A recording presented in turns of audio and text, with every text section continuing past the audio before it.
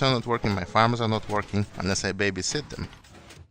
So regarding the redstone system, let's switch the command type here from repeating to impulse and check this out. This is actually really interesting. Did you notice anything suspicious? Let's do the same experiment in Java version. Okay, I'm flicking the lever or lever, whatever. You can see we can only see even numbers. So our first suspicion here is that regardless of the fact that the game runs on 20 ticks per second, the entire redstone system runs actually on 10 ticks per second, regardless of the cases.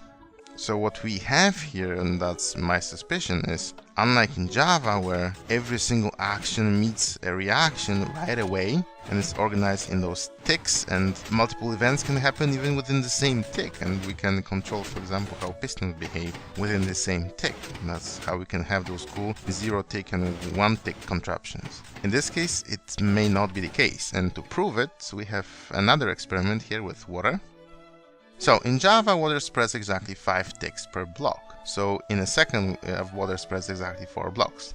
And judging what I see here, it's probably the same thing. So here we have a little water channel, and here the dispenser can dispense water into this block, which can spread to the following blocks. And we have here 2 rows of observers, and those observers, one of them run into the command blocks, and we have our time query command block over there. And on the right hand side we have dispensers or droppers, whatever. And those are just to notify us orally about what happens. So let's listen carefully what happens if I send that water out. Okay, so let us hear this in Java edition.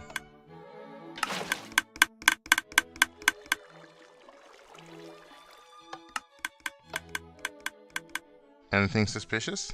First of all, in Java it was very rhythmic, like tick tick tick tick tick tick tick tick, because we have those 4 actions per second and they happen exactly 5 ticks apart. In Bedrock, if we have this 2-tick resolution, then the water spreads for every 5 game ticks, but the observers and dispensers can only react with this 2-tick resolution, and that's why we had on the left hand side, I can repeat that. We can either have 4 or 6 ticks apart. And if we listen closely, we have this rhythm. It's not really even, it's like pa-pam, pa-pam, pa-pam, pa-pam. Yeah, and this is actually a proof that the entire redstone system actually runs specifically on 10 ticks. And that's actually pretty mad, because in Java we could extend and retract the same piston or multiple pistons within the same even game tick and be able to very quickly move blocks and do stuff. Even within 1 game tick it was possible to do a lot of interesting things. Here nothing happens, like all the inputs are probably collected within 2 ticks, one after another. And then they're being processed and something happens, and then they are being executed after those 2 game ticks, which means that nothing can happen actually instantly in this version, even with observers. So everything happens, every event's inputs are collected for those 2 game ticks, block ticks, whatever, and then they are being executed or acted upon in this, what we can call here a redstone tick.